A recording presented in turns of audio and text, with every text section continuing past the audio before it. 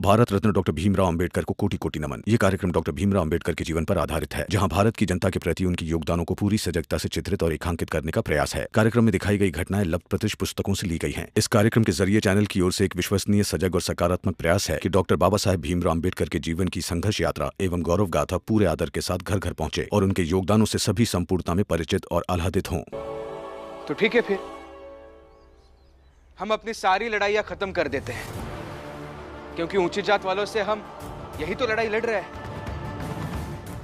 वो लोग सोचते हैं कि हम उनके साथ रहने लायक नहीं हैं, उनके साथ खड़े होने लायक नहीं हैं। अगर यही सब हम आपस में करेंगे तो फिर हमें और उनमें क्या फर्क रहा? फिर तो हम ऐसे ही बन के रहेंगे जैसे वो हमें बनाकर रखना चाहते हैं। तो आज से हमारी सारी लड़ाइयां खत्म, ठीक है?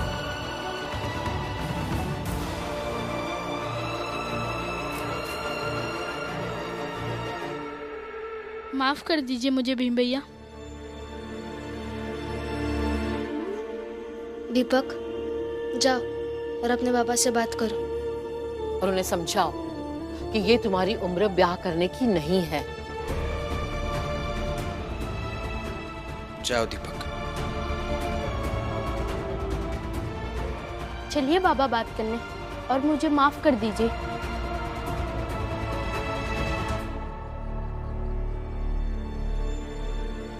चलिए बाबा।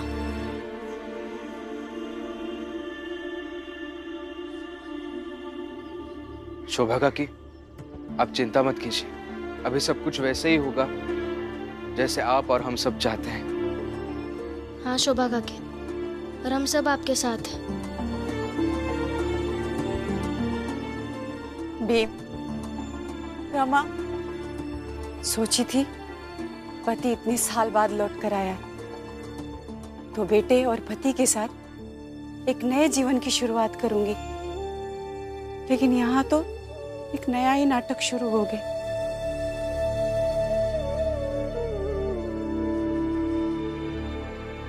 बाबा, क्या नाटक चाहते हैं आप जिंदगी में? नाटक नहीं बेटा, तुम्हारा घर बसाना चाहता हूँ। देखिए बाबा, जब जीवन में सब कुछ अच्छा चल रहा हो, उसके बीच में कुछ भी करना वो नाटक है।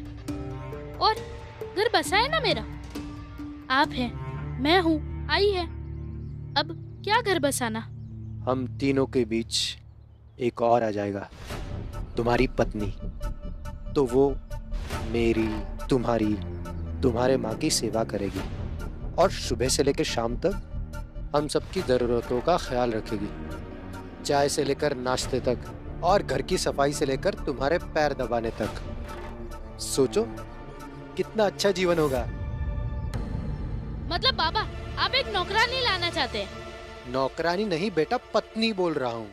बाबा, भीम भैया कहते हैं कि पत्नी साथी होती है, कई बार माँ होती है, कई बार बहन होती है, कई बार गुरु भी होती है। और सेवा कराने से कोई पति नहीं बन जाता, बल्कि एक दूसरे के समर्पण से पति पत्नी बनते हैं। और समर्पण करने के लिए सक्षम होना जरूरी है, इसलिए तो पढ़ लिख रहा हूँ। झूठ बोलता है भीमराव। सच बोलते हैं। आपके हिसाब से पत्नी की परिभाषा वो है जैसे मेरी आई पत्नी बनी। पूरे जीवन बस उन्हें रोते हुए देखा, दुखी देखा। मैं जब भी शादी करूंगा ना, तो मेरी पत्नी को आई की तरह जीवन नहीं दूंगा, बल्कि रमत ताई की तरह जीवन दूंगा। भीम भीम भीम, अब मैं हूँ या भीमराव है? आप है मेरे बाबा, मगर भीम भैया ने मुझे जीना सिखाया, सोचना सिखाया और फैसले करना सिखाया। और अभी भी उन्होंने ही समझाया कि अपने बाबा को समझाओ। बाबा, मैं बड़े प्यार से कह रहा हूँ, बात मान जाइए मेरी। आखिरी बार पूछ रहा हूँ, मेरी बात मानेगा या नहीं? नहीं मानेगा तो तुम्हारा बाप भी।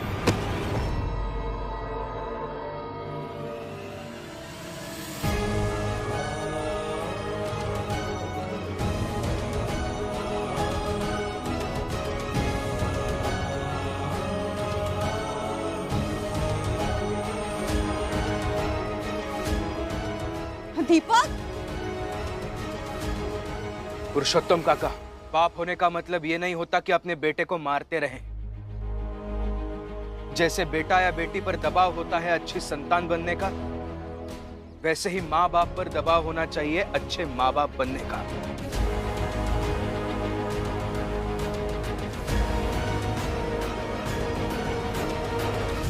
बेटे की विवाह की बात कर रहे हैं ना, और बेटे पर ही हाथ उठा रहे हैं। बात करने आए थे ना, हो गई बात।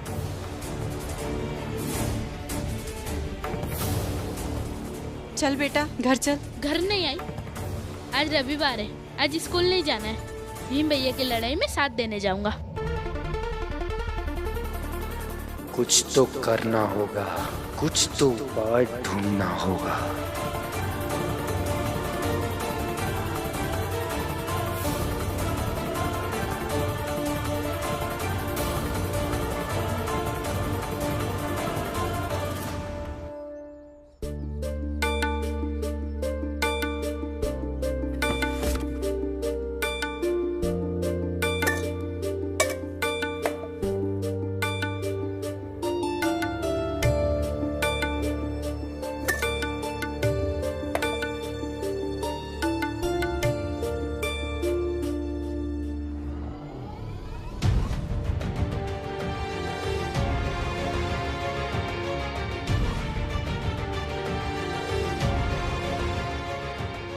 क्या ढूंढ रहे हैं आप सब? आपसे पूछ रही हूँ, क्या ढूंढ रहे हैं? बाबा, मैंने भी हर जगह ढूंढी पर कहीं कुछ भी नहीं मिला। अगर बताइए तो सही, क्या ढूंढ रहे हैं आप लोग?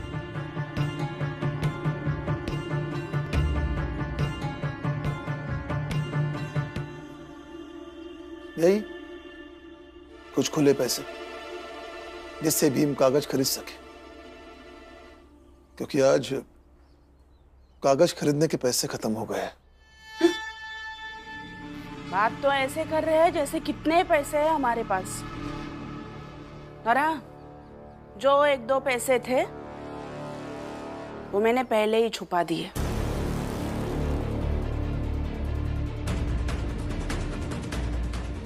हाँ, मुझे पता था ऐसा ही कुछ होगा, इसलिए जो भी पैसे कोने कोने में रखे थे सब मैंने चुन चुन कर इकट्ठा कर लिए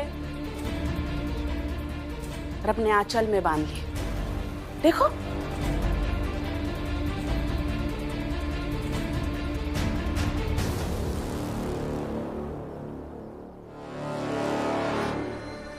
हाँ,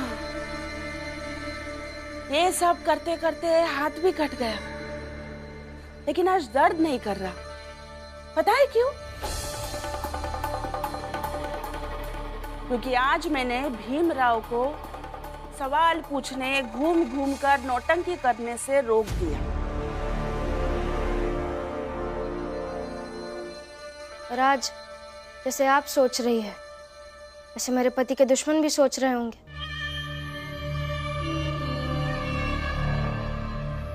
देख रहे हैं भाइयों, ये भीमराव का सूचना पट आज एकदम खाली पड़ा है। कल तक जहां सवालों की झड़ी लगी रहती थी, आज मैदान एकदम साफ। लगता है भीमराव के सवालों की स्याही खत्म हो गई। बाबा, सही कहते हैं आप। जब औकात ना हो तो मुहिम शुरू करनी ही नहीं चाहिए। देखा था आपने कैसे गाजे बाजे के साथ आग दिखा रहा था कि सारी व्यवस्था जलाकर राख कर देंगे, ध्वस्त कर देंगे। फिर कहां गई आग? बुझ गई, खत्म। छा गया अंधेरा सारी मुहिम पर। अंधेरा नहीं छाने दूंगी। मेरे पति की लड़ाई एक आग की तरह नहीं है तो सब ध्वस्त कर दे। इनकी लड़ाई एक दिए की लौ की भांति है, जिसकी बाती खुद को जला जलाकर प्रकाश फैलाती रहती है।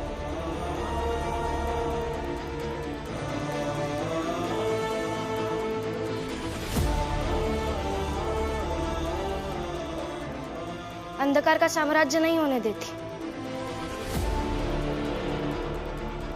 और जब तक मैं हूं, तब तक इतना तेल कहीं ना कहीं से तो ला ही लूंगी कि इनका दिया जलता रह सके।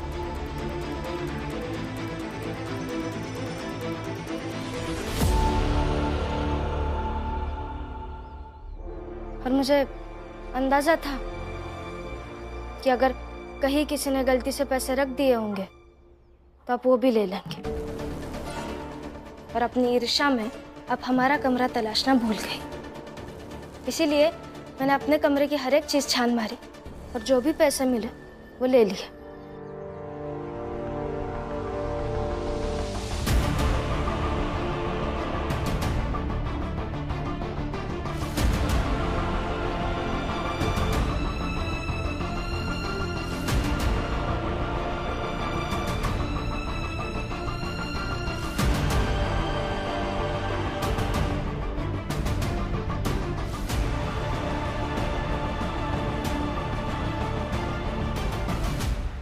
मेरे पास इतने ही पैसे हैं,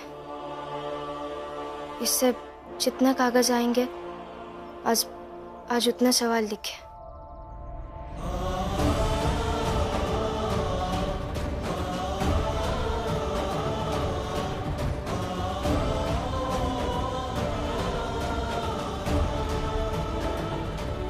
कोई बात नहीं रमा, कम से कम तुमने मेरे इस लड़ाई की आग को बुझने नहीं दिया, यही बड़ी बात है।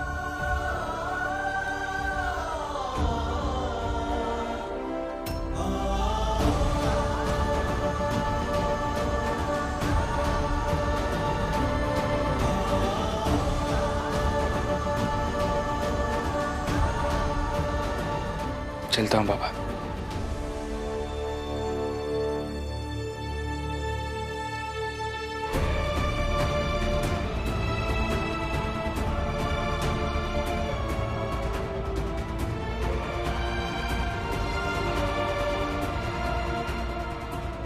जीजा भाई, जो औरत अपने आंचल में परिवार की खुशियां संजोती है, वो आंचल रमा जैसी औरत का हो जाता है। और जो औरत अपने आंचल के कोने में ईर्ष्या और परेशानी की गांठ बांधकर सुरक्षित रखती है, वो आंचल जीजाबाई जैसी औरत का होता है। आंचल एक ही होता है, लेकिन औरत को क्या बांधना है वो उसके अपने चरित्र पर तय होता है। और हाँ जीजाबाई, एक बात और, रमा जैसी औरतों के हाथ कटा नहीं करते, बल्कि तुम जैसी औरतों के हाथ घायल होते हैं। अगर सीखना चाहो तो उन कटे हुए हाथों से भी कुछ सीख सकती हो। सोचो जरा।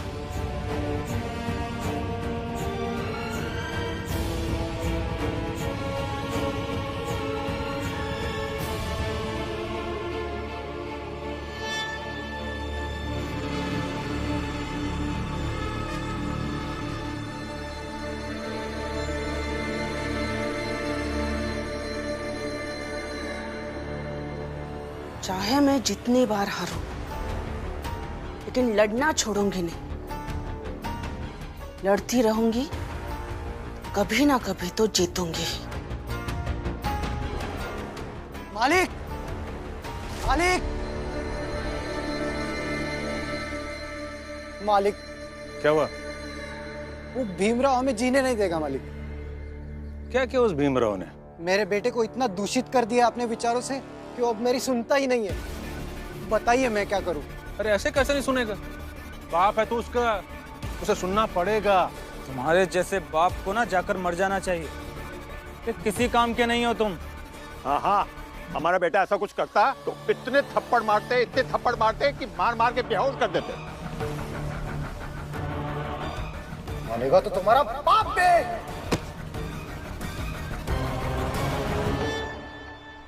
अरे मेरा बेटा, मैंने कहा सुबह सुबह जाके पानी लेके आ, कहने लगा बाबा पैर दुख रहा है।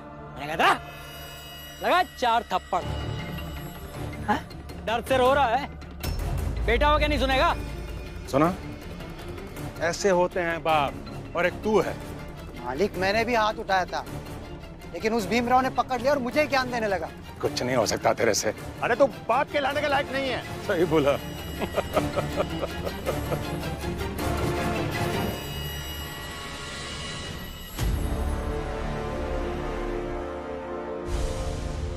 ए पुरुषोत्तम, वो देख, तेरा बेटा दीपक उस भीमराव के साथ आ रहा है। उसे मारने का मन कर रहा था ना तेरा? अच्छा मौका है, निकाल अपनी भड़ास।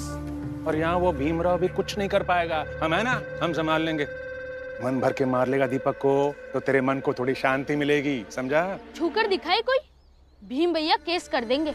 आसान है क्या? अपने औकात में रहे, हैं? बच्चा है ना, बच्चा जैसा ही रहा। भीमराव बनने की कोशिश मत कर। देख रहे हैं बाबा, इस भीमराव के साथ रहकर कितना बेशर्म और बदतमीज हो गया है। अपने बाप के सामने कैसी धमकी दे रहा है। अरे बेटा, वो कहावत सुनी ना तूने, संगत का असर पड़ता है। जब गुरु बर्बाद है तो चेला तो बर्बाद होगा ही ना।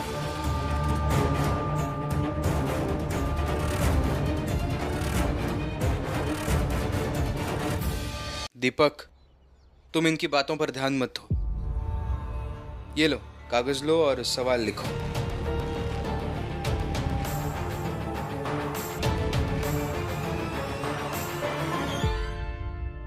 भीमराव, आज बस ये 2-4 कागज हैं? क्या हुआ, कागज मिल नहीं रहे क्या? मतलब अब तुम अपने सारे सवाल इन्हीं 2-4 कागजों में लिखोगे बस?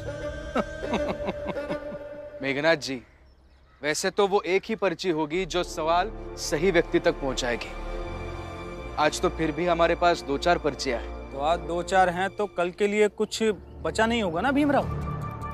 तो इसका मतलब ये सही सवाल अगर किसी सही आदमी तक नहीं पहुंचा तो तुम्हारा खेल खत्म।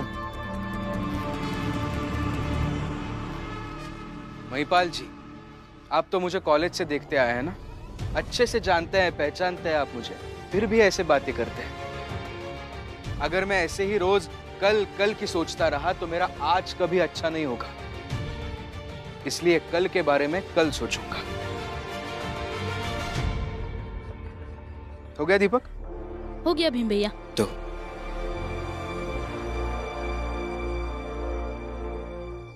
कर लो भीमराव, हारने से पहले अपनी ये आखिरी कोशिशें भी कर लो।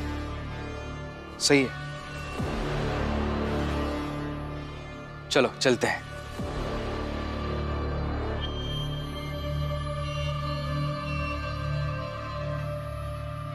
पुरुषोत्तम, थोड़ा आगे, बस। कैसा बाप है रे तू, हैं? तेरा बेटा तेरे सामने इतनी जबान चला रहा है और तू खड़े खड़े मुंह देख रहा है उसका। इस भीमराव ने तेरे बेटे को अपना चमचा बना दिया है। जो भीमराव कहता है वही दीपक करता है।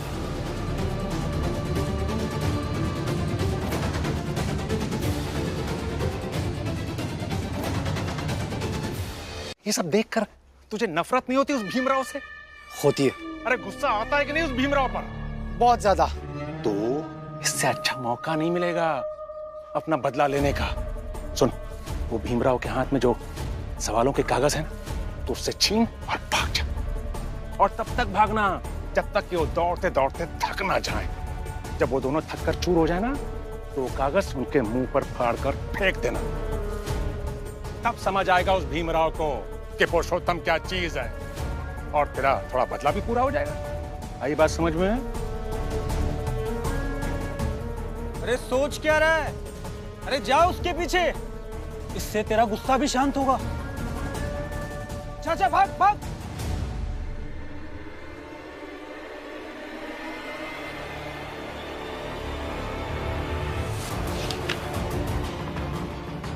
सही।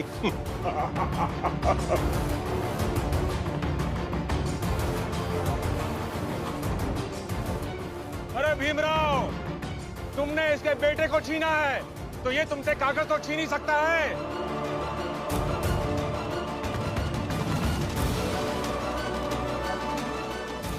मेघनाथ जी, कुछ भी कहिए, दिमाग बहुत सही लगाया आपने। पुरुषोत्तम के गुस्से का इस्तेमाल भीम के खिलाफ कर दिया। करना पड़ता है। साम दाम दंड भेद कुछ भी लगाओ, पर जीतना जरूरी है। ये भीमराव, हम ऊंची जात वालों से तब तक अपनी लड़ाई जीत नहीं सकता जब तक कि ये अपनी पूरी जात को संगठित न कर ले, और हम ऐसा होने नहीं देंगे। ये पुरुषोत्तम, हितेश, जोखो, जनार्दन सब इसी की जात के हैं, पर फिर भी हमसे ज्यादा भीमराव को उसकी लड़ाई लड़ने से रोक रहे हैं।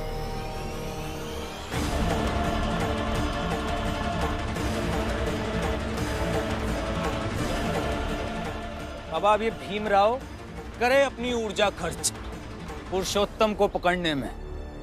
लोगों तक सवाल पहुंचाने के लिए ऊर्जा ही नहीं बचेगी इस भीमराव पे।